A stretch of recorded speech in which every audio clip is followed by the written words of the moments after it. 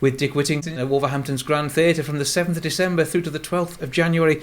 The loveliest person in the world has to pretend to be evil as she's Queen Rat. Sue Pollard, hello!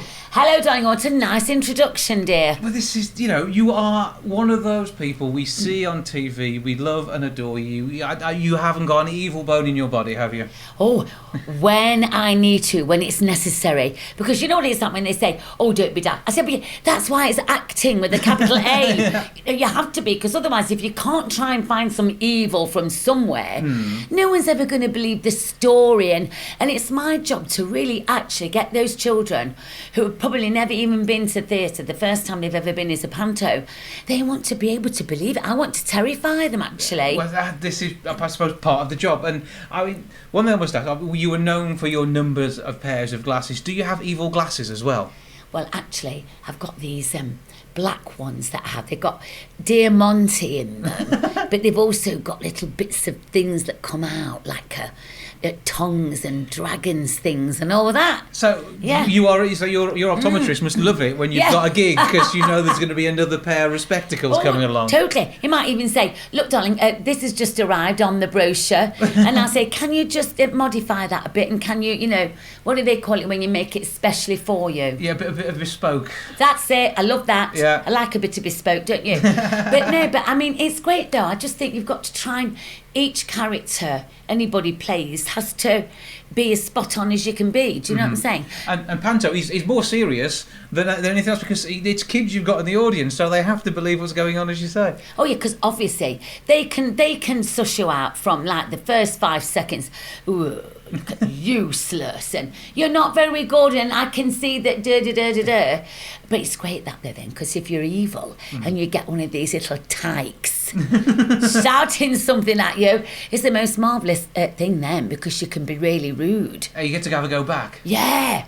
Oh no, I quite like that. And my great thing is that I love it when a child, if you've done your job right, he or she has to get carried out by the mother. I don't like it, But no spoilers, but you've got to come up and might sneak along, because it's got to work out happily ever after, hasn't it? I think that's the great thing about Panto. You've got to have all what you call your traditional characters. There's always got to be somebody silly from the village. You've always got to have the princess, or the local lovely little maiden, and then of course it's got to be the baddie and the goodie. So basically it's a tussle between good and evil, and is as in all good traditional stories, because it's got to be good for the kids. It's really got to be able to say to them, see, if you're too bad, that's really not good, and you don't get good things in life. We're like a moral at the end of it all. Yeah, I think so. Yeah. Oh, it's more than 40 years since you were last playing in Panto at the Grand. I know. And that is a bit scary in some ways, but it's great to know you're back. And has Wolverhampton changed? Have you had a chance to see any of it yet? Are you looking forward to exploring a bit more? Oh, I am, but the station's totally altered. I had to say, this lady, I just said, I'm ever so sorry, but do you know this area? Because I thought, well, she might just be a visitor, poor thing, and got no idea. And I said, no, I've totally lost my bearings. And she said, oh no, they've kind of put the station back to front now. Because the building's still going on, and of course, totally different way out. And I thought, no, this is it. I've had it. I went left instead of right for a start, so I had to, come back. But once I got into the main drag, where the lovely Britannia, we always used to love going in the Brit, and then I knew I was on the right track. But I'm hoping they've got my favourite sandwich bar, and that is, I think it sells pork rolls. So you're right. Basically, you're doing Panto for the pork rolls this year. Well, yes, I'm afraid so. Yeah. I mean, there's always got to be some incentive. That's your perk, isn't it? Okay, Sue Pollard Rider has got to be pork baps. Otherwise, she's not coming and doing the gig. Oh, it's funny though, but I always remember there was a fabulous pub. I don't think it's not the one that's opposite now. I think, was that the Spoons, the Wetherspoons one? That's just over the road, yeah. Well, I'm going to be in there, no question. Yeah. I love a Spoons. Yeah. But there was another one a little bit further up on the corner. I don't know if that's still here. Back towards the railway station. Yes. Things have changed. You might be able to get a tattoo there now. Oh, really? I think so. Yeah. If it's what I'm thinking of, then yeah. Fabulous. But what, you're gonna have some ink done? Have you got any tattoos? I've got a small one here, actually. Yeah, okay, show me later. A little imp, devil. So it fits in with the Panto character as well. You're Yes. obviously on the left shoulder, that's the side. Oh, yes, of course it is. Yeah. I wonder if I had to come in with a 666 I wouldn't tattooed. get that permanently inked. No, maybe that's best left to makeup if you're going to go that far.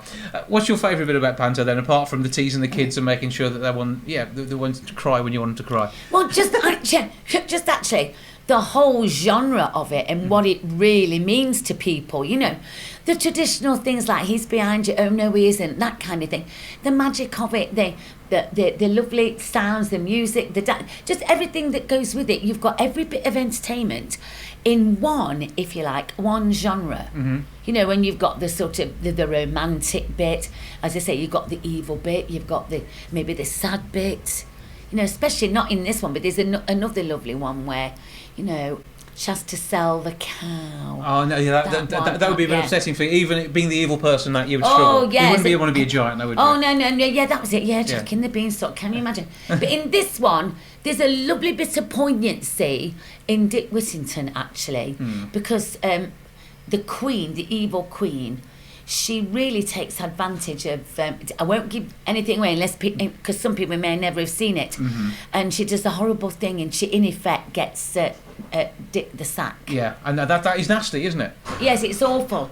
And he said, I didn't do it. And all the kids are going, no, he didn't do it. And you get to be behind all of that. Yeah. And reveling in it. Yes. Now, musical numbers. So you get musical numbers in this. I mean, I'm sure I've still got copies of some of your songs from back a few years ago. Is there a new album on the way or anything like that we should be talking about? No, funnily enough, actually, but it's getting a bit late, so I might have to release it after Christmas, but I'm wanting to do an album. Okay. Well, what would you put on that album? What are you working on? Oh, do you know, I'm quite eclectic. I like a couple of pop things, but the trouble is, you can't always do covers. You've got to write stuff yourself as well, you know. But it's obviously got to be something that you believe in, that you can do. So should he maybe you on stage in some of the outfits that Kylie gets away with? I think you could do a bit of that, dancing around. Yeah, of course I could. Maybe my legs are all right still. Doing the job.